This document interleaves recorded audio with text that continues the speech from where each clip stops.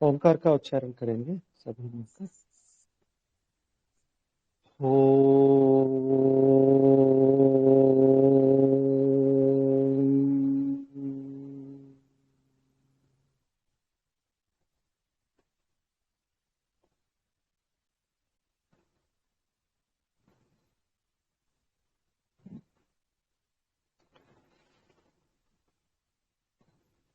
कल मंत्रों को लेकर यानी मंत्र और क्रिया के बीच में संबंध को हम देख रहे थे। उस संबंधी कुछ प्रश्न है तो पूछ सकते हैं। जी आचार्य जी। जी नमस्ते। नमस्ते। परस्पर मीमांसा के संदर्भ में एक बात स्पष्ट करनी थी। जी कल आपने कहा था कि भाई बिना मीमांसा दर्शन के अध्ययन बिना ब्राह्मण ग्रंथ को नहीं समझ सकते, 2 बार कम से कम अध्ययन तो करना ही पड़ेगा। जी उसी संदर्भ में लेते हुए वहाँ पे जो प्रथम सूत्र है अथा तो धर्म जिज्ञासा, वहाँ जो अतः पद पढ़ा हुआ है जी तो उसके विषय में तो ये कहा है कि साबर मुनि ने कि भाई वेद अध्ययन करने के पश्चात धर्म की जिज्ञासा करनी चाहिए। तो जहाँ जहाँ वैष्णव दर्शन के सूत्रों में अतः अतः रखा है, जैसे कि यहाँ पर अथा तो धर्मम व्याख्यास्याम अथा तो ब्रह्म जिज्ञासा ऐसा करके, जी तो वहाँ पर अतः जो शब्द रखा है उसके प्रति मैं जानना चाह रहा हूँ कि ये अतः वेद के अनंतर यहाँ प्रतिपादित किया है कि मीमांसा तो वेद के अनंतर पढ़ना चाहिए, तो उसमें देखिए फिर शाबर इसको पढ़कर ब्राह्मण ग्रंथ को पढ़े, ये कैसे? वहाँ शाबर स्वामी जी ने स्वयं स्पष्ट किया है उस विषय में। कल भी मैंने बताया था आपको कि पहले वेदों का सामान्य अध्ययन होता है, क्योंकि एक परिचयात्मक अध्ययन हो उसके बाद ही मीमांसा समझ में आएगा। क्योंकि वेद की वाक्य, वेद और ब्राह्मण ग्रंथ की वाक्यों की ही वह चर्चा है। वहाँ जो नियम बताए हैं उनको समझने के लिए उन नियमों के अनुसार दोबारा गंभीरता से अध्ययन करना होगा वेद और ब्राह्मण ग्रंथों को। तो एक साथ नहीं होगा, एक बार परिचयात्मक अध्ययन होगा जिससे कि हम उन वाक्यों से परिचित होंगे, फिर उन वाक्यों की मीमांसा होगी कि इस वाक्य का कैसे अर्थ करें। वो सब जो नियम बताए हैं उन वाक्यों के अर्थ करने का, उनको ध्यान में रखते हुए दूसरी बार गंभीरता से हम करेंगे, तब जाके पूर्ण होगा। यानी एक बार नहीं होगा वेदाध्ययन, 2 बार होगा। मीमांसा से पूर्व परिचयात्मक रूप से और मीमांसा के बाद गंभीरता से। जी जी ठीक है, ये अभिप्राय स्पष्ट हो गया जी। और इसी प्रकार और उपनिषदों में भी, यानी वो जी वेदांत दर्शन से पूर्व उपनिषदों का अध्ययन आवश्यक है, क्योंकि पूरा वेदांत दर्शन उपनिषद के वाक्यों पर आश्रित है। और वेदांत के बाद दोबारा उस दृष्टि से उपनिषदों को पढ़ेंगे, तब जाके पूरी स्पष्टता आएगी। जी अच्छा, जी ठीक है सर, ठीक है। हो गया। जी तो आगे बढ़े। जी आचार्य। तो कल कुछ उदाहरण के रूप में यजुर्वेद की 15वें मंत्र तक का मैंने क्रिया के साथ संबंध जोड़ के बताया था। यहाँ मैं थोड़ा सा ये सब क्यों करा रहा हूँ बताओ। योग दर्शन में एक सूत्र है, विषयवती व प्रवृत्ति उत्पन्न मनस स्थिति निबंधनी। उस सूत्र की व्यास जी ने भाष्य में व्यास जी ने कहा है कि शास्त्र और आचार्यों की उपदेश जो है वो सत्य ही होता है। वेद, स्मृतियां, ब्राह्मण ग्रंथ, जो भी ऋषियों के ग्रंथ है, मूल वेद है, उनमें जो प्रतिपादित अर्थ वो सदा सत्य ही होता है, किंतु हमारे मन में उसके प्रति श्रद्धा उत्पन्न नहीं होगा एक सामान्य रूप से। क्योंकि हमारा यह अभिमान है मनुष्य का, जब तक वह विषय प्रत्यक्ष ना होवे तब तक श्रद्धा नहीं होगी। जब हम देखते हैं तभी पूरी तरह से मानते हैं, नहीं तो ऊपर ऊपर से मानते हैं। जो सुनते हैं, अनुमान से जानते हैं, वहां उस प्रकार का दृढ़ता नहीं होगा।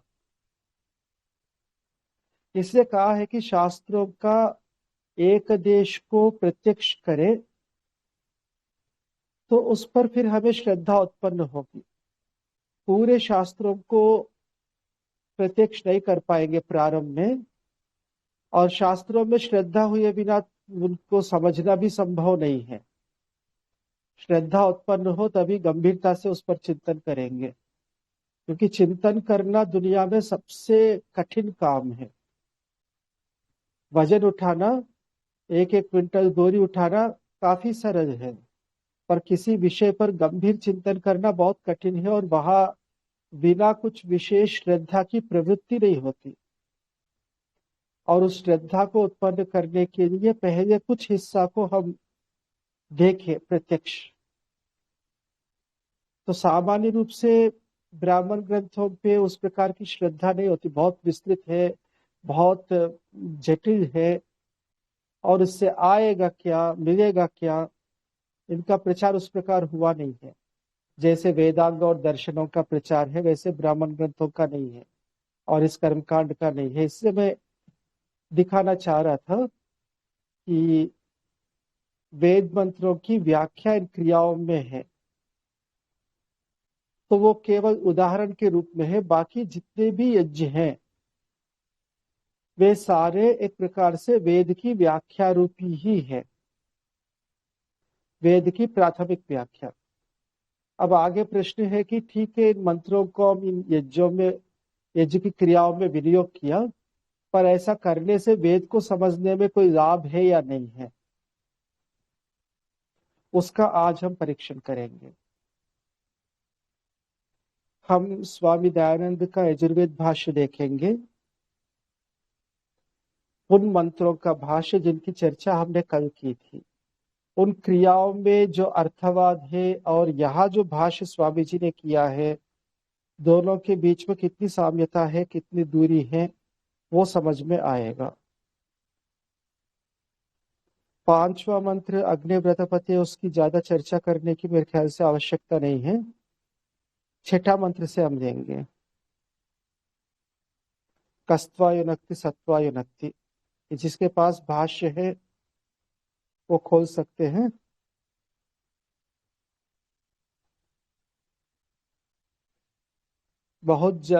कुछ मंत्रों का हम देख सकते हैं इस प्रकार परीक्षण करने का।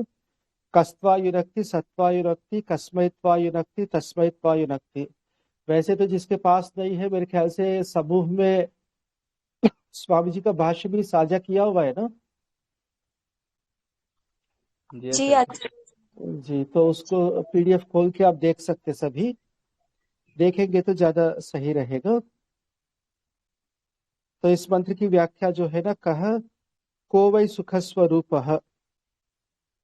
यहाँ शतपथ ब्राह्मण में कह शब्द प्रजापति वाचक माना है, और अनिरुक्तो वै प्रजापति ही, जिसकी स्वरूप की पूरी व्याख्या की नहीं जा सकती।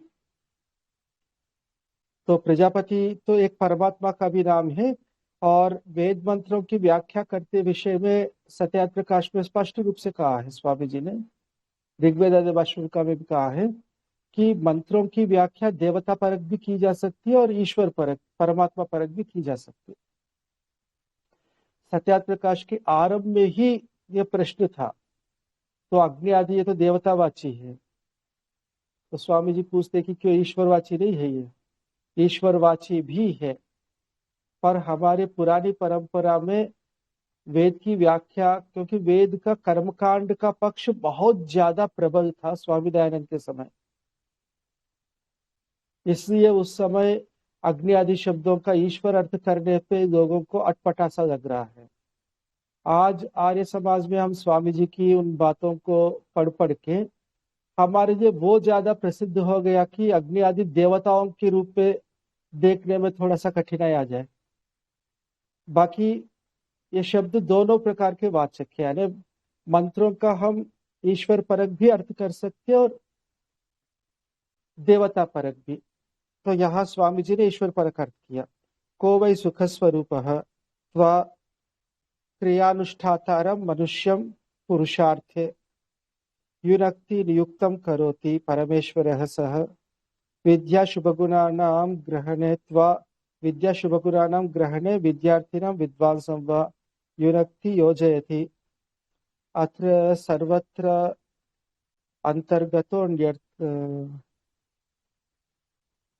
अंतर्गतो न्यर्थः प्रयोजनाय, युनक्ति यानी योजयति अर्थ है। जो भी मंत्र में युनक्ति है उसको योजयति समझना चाहिए। त्वा त्वां सुखम इच्छुकम युनक्ति योजयति तस्मै सत्यव्रताचरणाय यज्ञाय त्वा धर्मं प्रचारयितुम् उद्योगिनं युनक्ति योजयति। कर्मणे पूर्वोक्ताय यज्ञाय वाम कर्ता कारयितारो वेशाय शुभ सर्व शुभ गुण विद्या व्याप्तये वाम अध्येत्री अध्यापको। अयं मंत्र शतपथे व्याख्यातः। यहाँ जो कुछ विषय है, तो कह का शतपथ में अर्थ प्रजापति किया वो दिया है।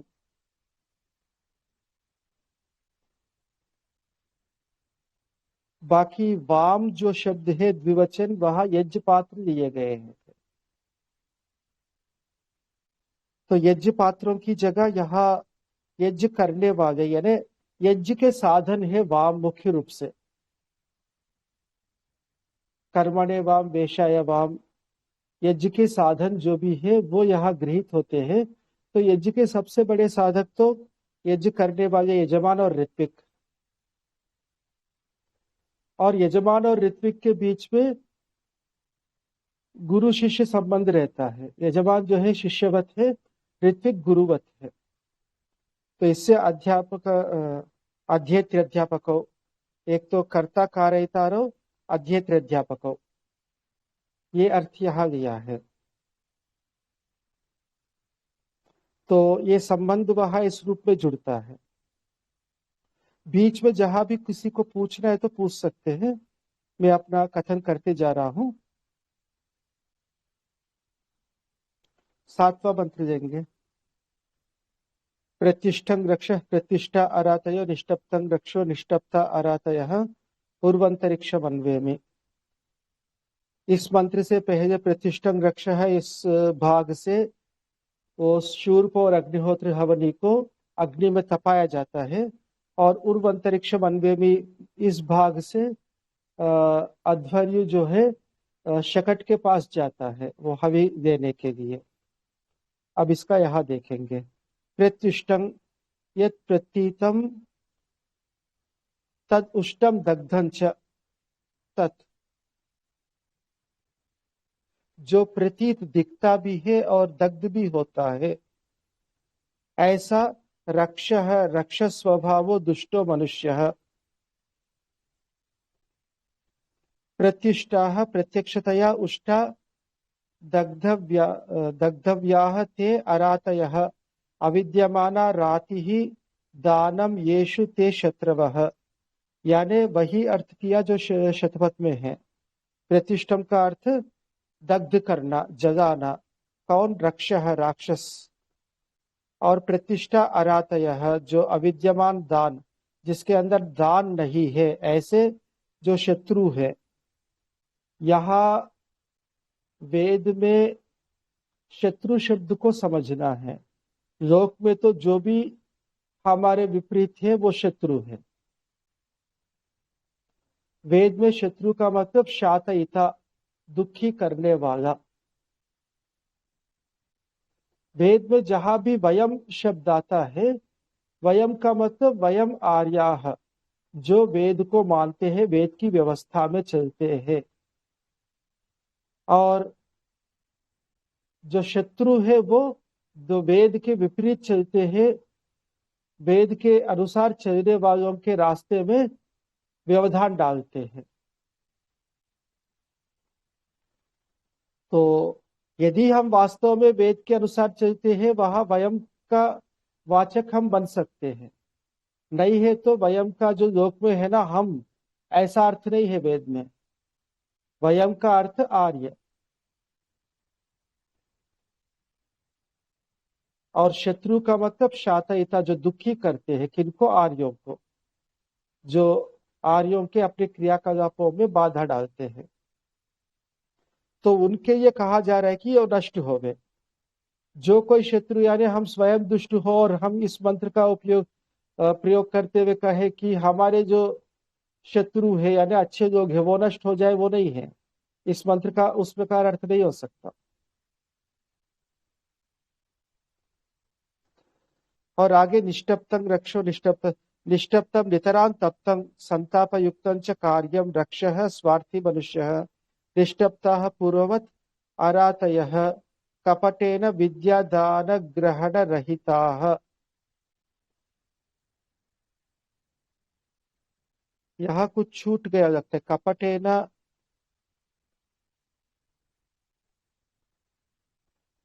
कपटेन चरन्तः ऐसा होना चाहिए, या तो उसको हम अध्याहार करेंगे, जो कपट से व्यवहार करते हैं, और विद्यादान ग्रहण रहिताः।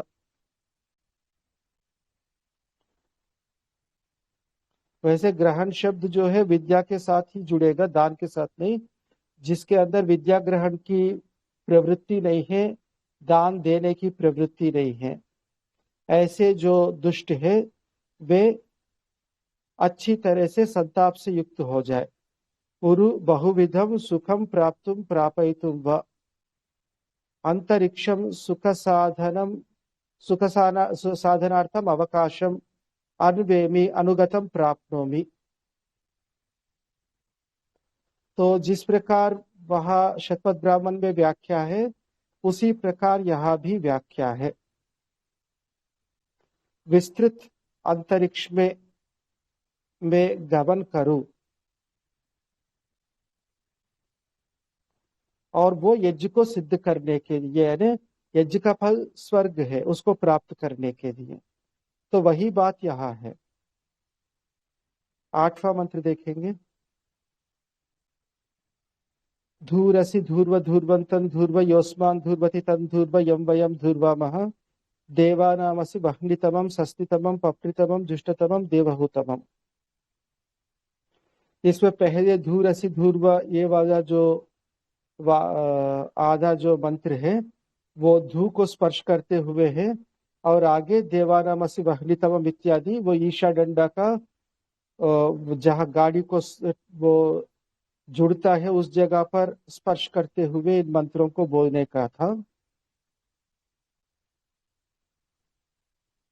धूह सर्वदोष नाशको अंधकार नाशको व, वहां धूह जो है अग्नि, भौतिक अग्नि के लिए कहा है यज्ञ में, यहाँ ईश्वर के लिए कहा है। अंधकार नाशक जो है वो ईश्वर की अग्नि रूपी जो स्वरूप है उसी का यहाँ कथन है। दोषों का नाश और अंधकार का नाश करने वाला असि अस्ति अत्र सर्वत्र भौतिक पक्षे व्यत्ययेन प्रथम पुरुषो गृह्यते।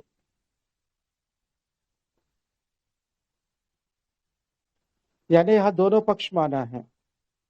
भौतिक पक्ष में असि का मतलब अस्ति, क्योंकि यह संशय होते, असि जो है ना, सामने कोई हो उनसे हम बात करते समय तुम हो ये कह सकते, किंतु कोई वस्तु हो तो किसी वस्तु को तुम हो ऐसा हम सामान्य रूप से नहीं कहते। किंतु अनेक बार हम साहित्य में देख सकते हैं, हम पेड़ों से भी बातें करते हैं, अग्नि से भी बातें करते हैं, तो वो अलंकारिक रूप से, किंतु वास्तविकता के रूप में वहां प्रथम पुरुष का ही प्रयोग होगा।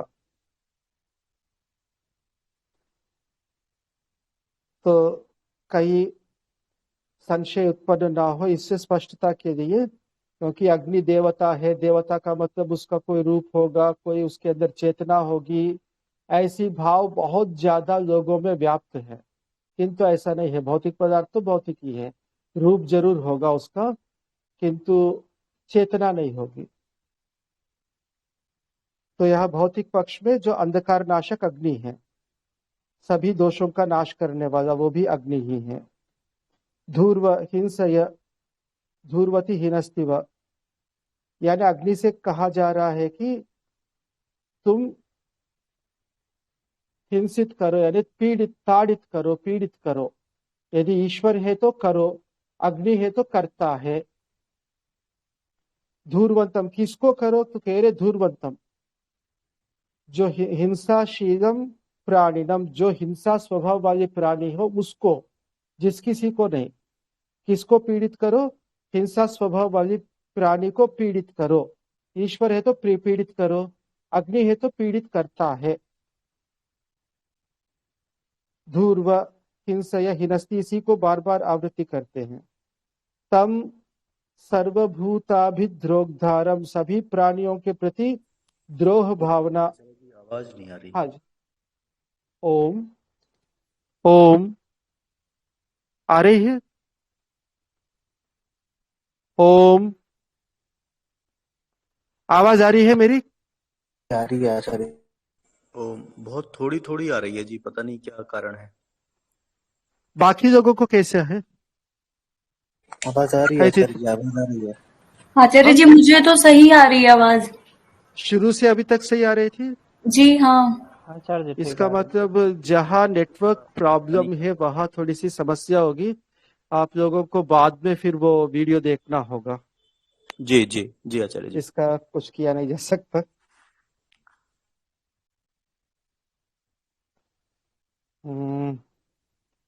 धूर्वंतम हिंसाशीलम प्राणिनम धूर्व हिंसया हिनस्ति वा तम सर्वभूताभिद्रोगधारम, सभी प्राणियों को द्रोह करने वाले को, यह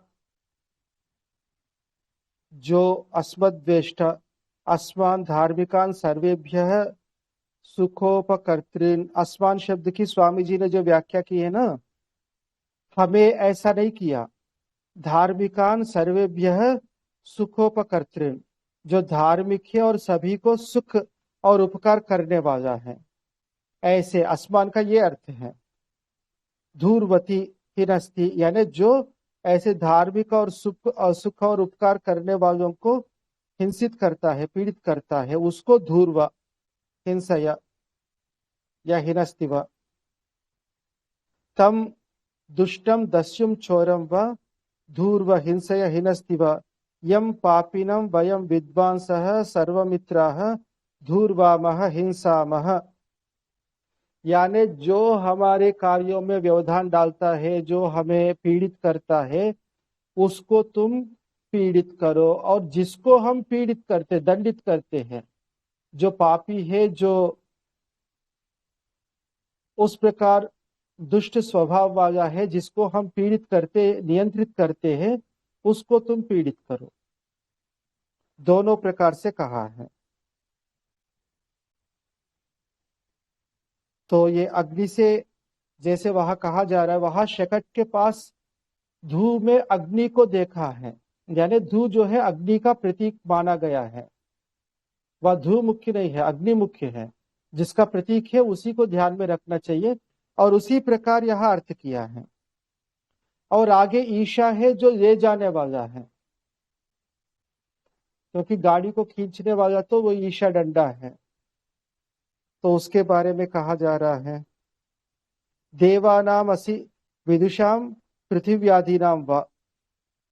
तो देवता जो है विद्वान आदि चेतन देवता और पृथ्वी आदि जड़ देवता। असि उत्पादक वर्तसे प्रकाशको वर्तते व, ईश्वर के पक्ष में उत्पादक है। देवानाम असि, देवों का तुम क्या है ये तो नहीं बताया, वैसे आगे बताया है, किंतु अतिरिक्त कहना चाहते स्वामी जी, देवों का तुम उत्पादक हो ईश्वर के लिए, और भौतिक अग्नि के लिए प्रकाशक हो। वह्नि तमम वहति प्रापयति यथा योग्यम सुखानि स वह्नि सह अतिशयस तत्तम अतिशयितः तम, यानी जो सुखों को प्राप्त कराता है वह वह्नि है, यानी ढोने वाला। क्या ढोता है? सुखों को। यथा योग्यम सुखानि प्रापयति सह वह्नि है, वह वह्नि है, और वो बहुत ज्यादा होने पर वह्नितम है।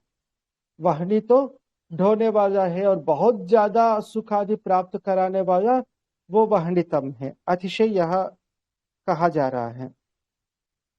सस्नितमम, अतिशयेन शुद्धम शुद्धिकारकम।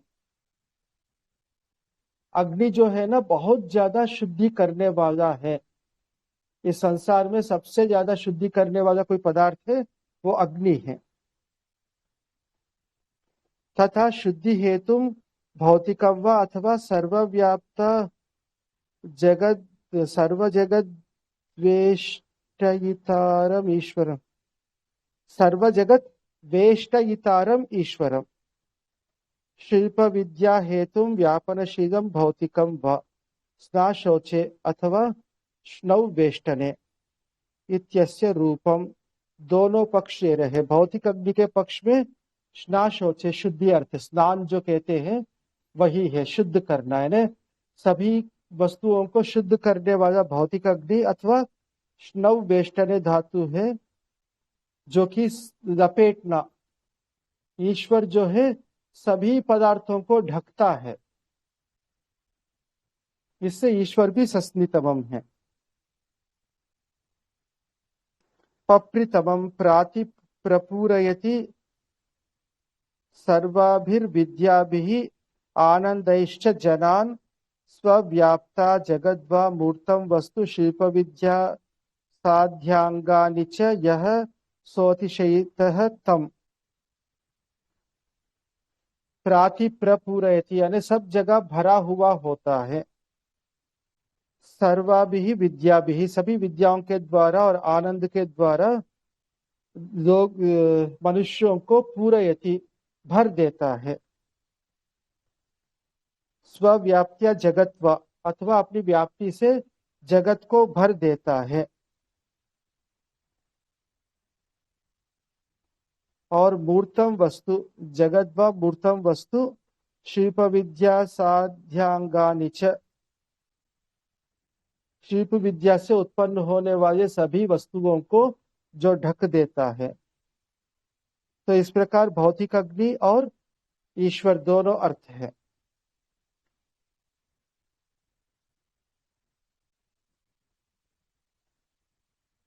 जुष्टतमं धार्मिकैः भक्तजनैः शिल्पिभिश्च यो जुष्यते स जुष्टः अतिशयेन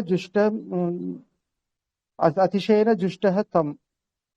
तो जुष्ट का मतलब जुष प्रीति से बने वो धातु है, जो प्रीत यानी बहुत ज्यादा जिसकी हम इच्छा करते, जो हमारा प्रिय है, और जो सेवित है। ये दोनों भौतिक अग्नि ईश्वर दोनों में बात घटती है। विद्वानों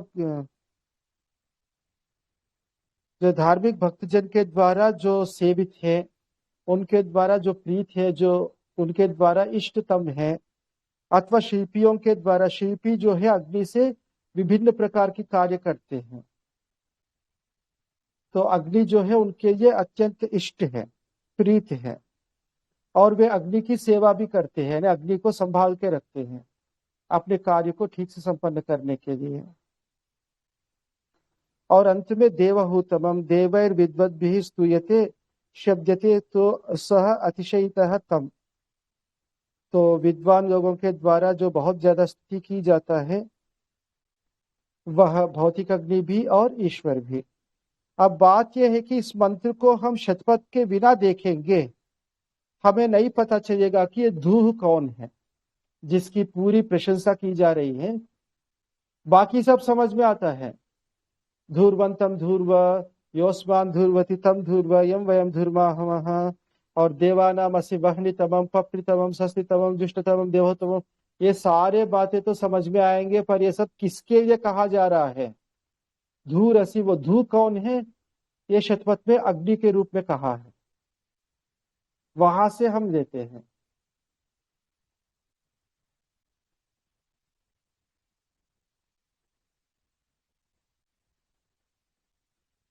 अगला मंत्र है आहृतमसि हविर्धानम दृंघस्व माह्वार माते यज्ञपतिर्वार्षित विष्णुस्त्वा क्रमता मुरुवाता यापहतं रक्षो यच्छन्ताम पंच।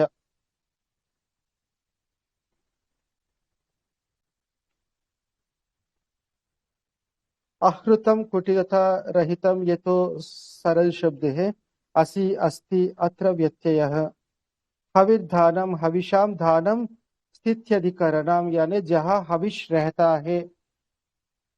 जैसे शतपथ में बैलगाड़ी के अंदर हविष रहता है, तो बैलगाड़ी के अंदर जहाँ बैठा जाता है, सामान रखे जाते हैं, उसको हविर्धान के रूप में देखा है। ओम। हाँ जी। आचार्य जी, ये पूछना था, ये पदार्थ हिंदी भाषा में भी है, तो यहाँ और संस्कृत नहीं जानते तो इसमें हिंदी। इसमें क्या ज्यादा जो निकटता है ना, वो जी संस्कृत वाले भाग में है। हिंदी में भावार्थ में थोड़ा थोड़ा सा जो है ना, जी इससे लेकर आगे जो तात्पर्यार्थ निकालना होता है, वो प्रक्रिया अपनाया है स्वामी जी ने। जी इसलिए मैं संस्कृत का ले रहा था। मैं जी देखूंगा इस मंत्र का हिंदी में देखूंगा। जी हिंदी में क्या अन्वय के साथ जोड़कर बोला है, तो थोड़ा सा देखेंगे ये कैसे है। हे ऋत्विक मनुष्य, तुम जो अग्नि से बड़ा हुआ आहृतम कुटिलता रहित हविर्धानम, होम के योग्य पदार्थों का धारण करना है, उसको दृंहस्व बढ़ावो, किंतु किसी समय में माह उसका त्याग मत करो। तथा ते तुम्हारा यज्ञपति यजमान भी उस यज्ञ के अनुष्ठान को न छोड़े। इस प्रकार तुम लोग पंच, एक तो ऊपर को चेष्टा होना, दूसरा नीचे को, तीसरा चेष्टा अपने अंगों को संकोचना, चौथा उनको फैलाना। ये तो संस्कृत में ही सरल था। यानी वैशेषिक दर्शन में बताए 5 प्रकार के कर्म। क्या है वो, शब्दशः याद नहीं आ रहा। एक ऊपर उत्क्षेपणम अवक्षेपणम उत्क्षेपणम आकुंचनम। अवक्षेपणम प्रसारणम आकुंचनम गमनम इति। ये 5 जी प्रकार की जो वैशेषिक के जो कर्म है, वो यहाँ लिया जा रहा है। उनको हिंदी में समझा रहे हैं। ऊपर को चेष्टा करना, नीचे को, यानी थोड़े से शब्दावली स्वामी जी की समय की हिंदी भाषा है। स्वामी जी की समय कहना भी मुश्किल है। स्वामी जी ने ही हिंदी भाषा का एक प्रकार से परिष्कार किया था। उससे पहले था, पर बड़े विचित्र रूप में था। स्वामी जी की बाद ही ये असल में भाषा कुछ आकार लिया हुआ है। तो उस समय की ये शब्दावली है।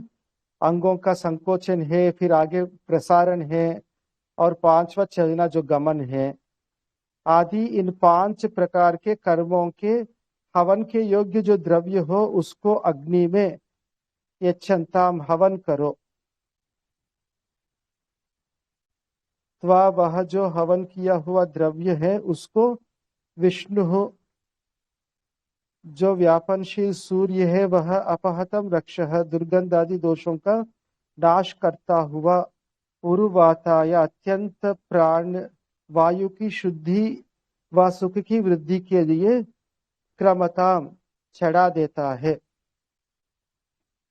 यहाँ कुछ बातें शतपथ से ली है, कुछ अपनी ऊहा से थोड़ी सी और भी आगे बढ़ाया है।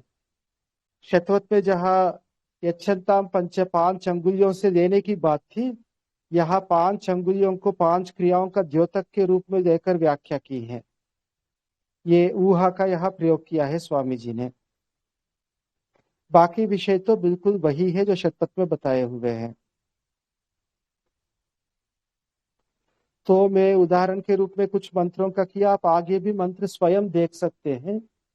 शतपथ में जो क्रियाकलाप है और वहां जो अर्थवाद है और इन मंत्रों की व्याख्या, उसमें आपको ये संकेत तो मिलेगा कि वहां से पूरा एक प्रकार से लिया हुआ है, किंतु उसी को नहीं दोहराया।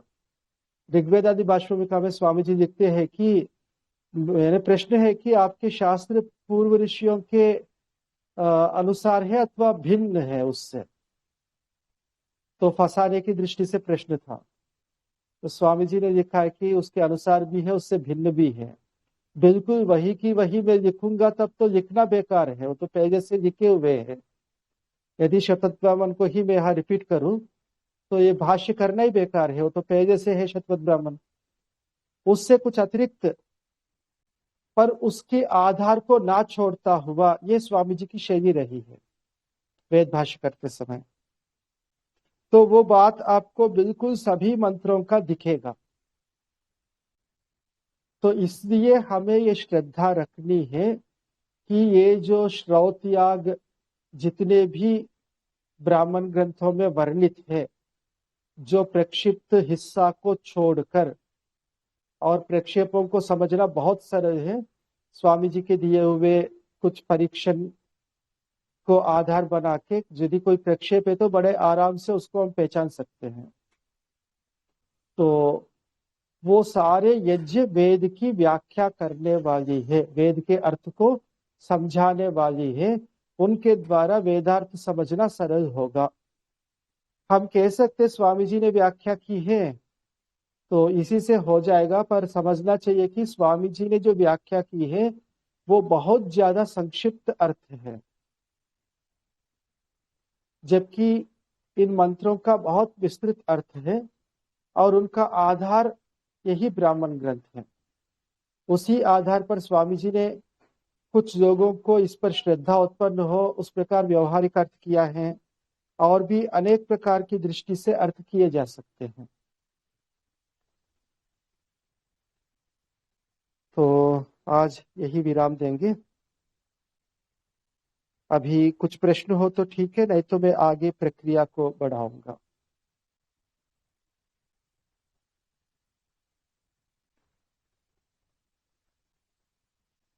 तो ठीक है, मैं आगे कुछ प्रक्रिया जो हमारी कहाँ तक हुई थी कल,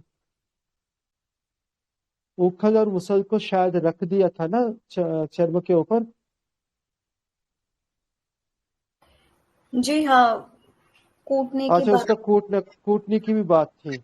जी वहां एक बात रह गई थी कल, हविष्कृदेही जो है ना, वहां हविष्कृत का अर्थ मैंने किया था पत्नी अथवा कोई व्यक्ति आएगा, किंतु शतपथ में वहां अर्थवाद के रूप में वाणी अर्थ किया है।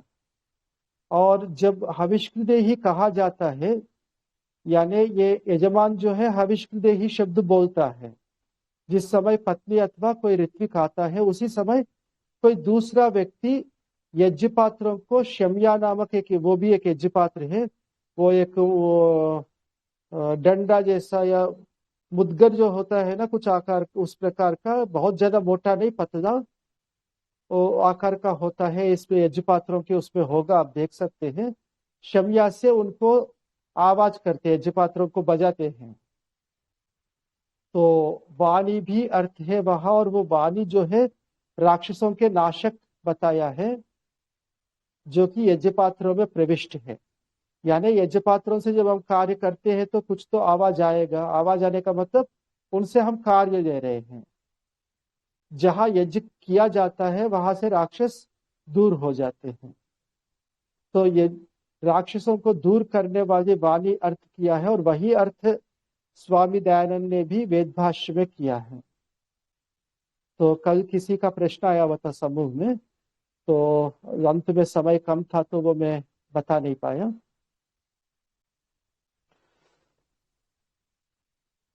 अर्थवाद तो विस्तार से पढ़ने पे ही आएगा, अभी मैं मोटा मोटा क्रियाओं का परिचय करा रहा हूँ।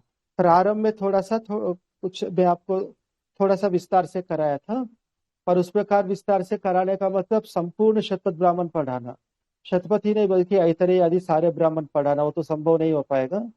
इसे यज्ञ की क्रियाकलाप यानी कम से कम पता चलेगा कि यज्ञ ऐसा होता है। तो मृगचर्म बिछाया गया है, उसके ऊपर उखल यानी उखल रखा जाता है, उसके ऊपर फिर उसके अंदर जो हबी है धान अथवा जो जौ है वो डाला गया, उसको अब कूटा जाता है। उससे पहले प्रोक्षण आदि वो सब हो चुका था।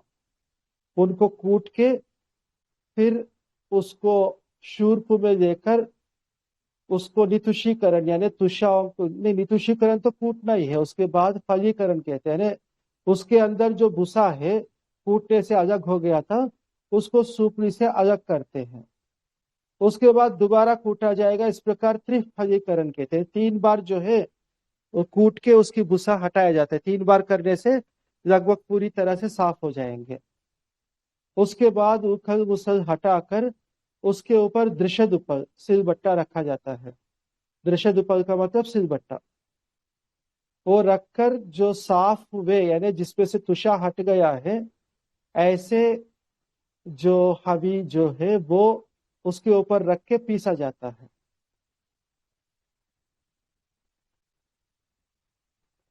पीसने के बाद वो पिष्ट बन जाता है। उसको पात्र में लेकर जल उसके साथ जोड़ा जाता है। उस जल को उपसर्जनी ही कहते हैं। उपसर्जनी भी ही शब्द है। उपसर्जनी उस जल का नाम है जिससे आटा गोंधा जाता है। आटा गोंद कर यहाँ जैसे ये प्रक्रिया पीसने का शुरू होता है, यानी साफ कर दिया, अब दृशदु पर रख के एक व्यक्ति पीस रहा है। ये अग्नित जो है पीसता है।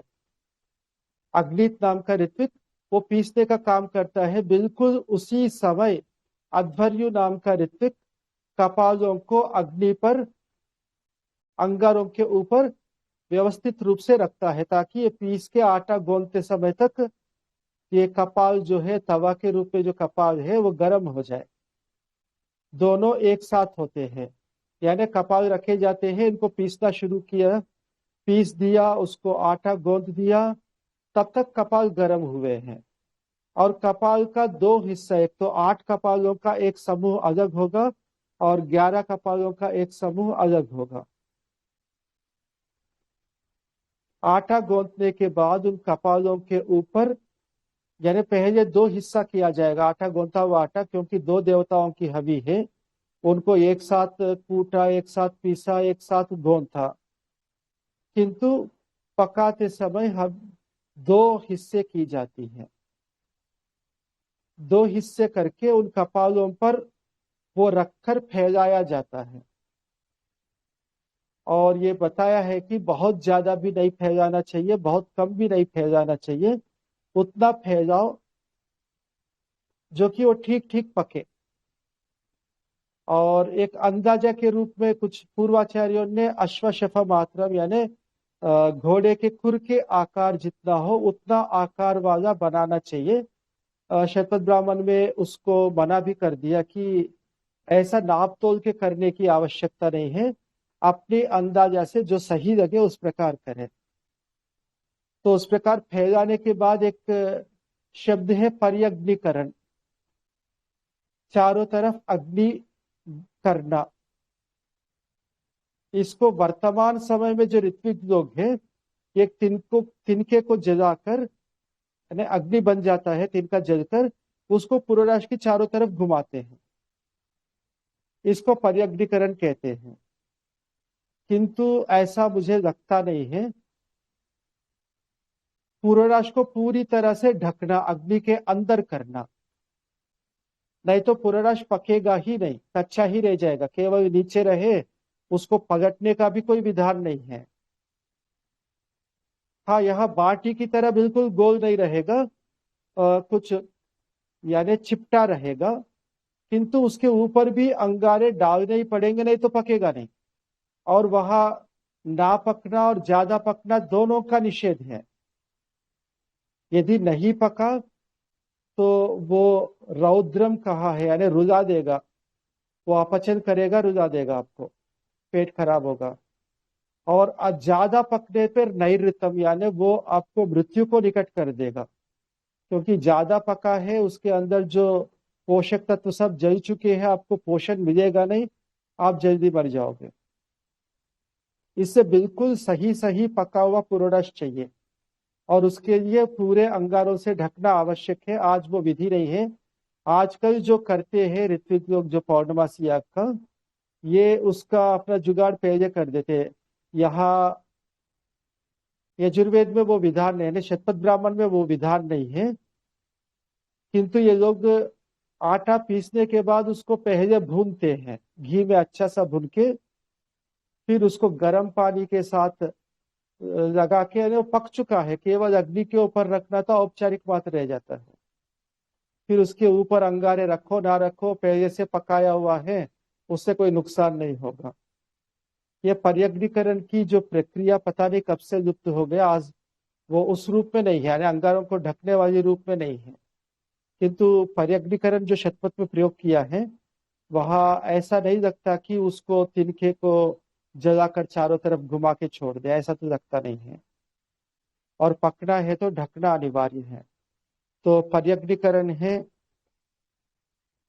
और उसके बाद पूर्णराश पका हुआ, यानी पकने में टाइम लगता है, उसको वही छोड़कर दूसरी तरफ वेदी खनन होता है। वेदी जो है ना, आप उस चित्र में देखेंगे गार्हपत्य और आहवनी के बीच में एक बाउंड्री जैसा बना हुआ है, उसको वेदी कहते हैं। और जैसे मैंने पहले ही दिन बताया था, ये कच्चा मकान है, फर्श कच्चा होता है। अग्नि अग्नि आगार जो है ना, अग्नि जो जिस प्रकोष्ठ में, जिस कमरे में अग्नियां रहती हैं, वहां नीचे फर्श कच्चा रहता है। तो जो वेदी है वो भी हिस्सा कच्चा ही रहेगा। तो उस वेदी की तैयारी होती, पहले उसको खोदा जाता है। और जिस प्रकार शतपथ में वर्णन है, ये पक्का मकान, ऊपर छत पक्का हो या ना हो, किंतु वह प्रकाश पर्याप्त आता रहेगा, वहां ये भी वर्णन है कि उसमें घास की तिनके उगे हो सकते हैं, उनको खोद के हटाना चाहिए। 3 अंगुल खोद के जितने भी घास की जो जड़ें हैं वो निकालना चाहिए, उस प्रकार का वर्णन है। तो हो सकता है कि वह बहुत प्रकाश भी आता होगा। आज की पक्के मकान उस प्रकार के नहीं है जहाँ इतना प्रकाश आवे कि घास भी उगे।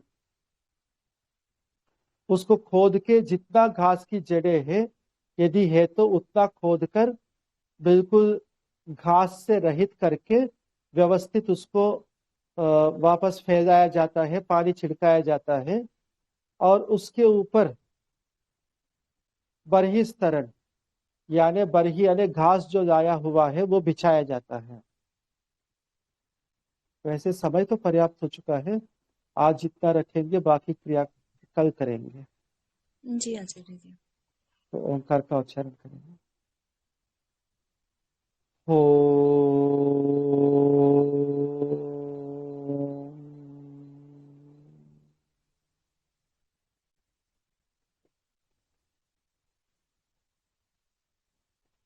ओम नमस्ते आचार्य जी। जी नमस्ते। नमस्ते आचार्य। नमस्ते आचार्य जी। जी नमस्ते। नमस्ते।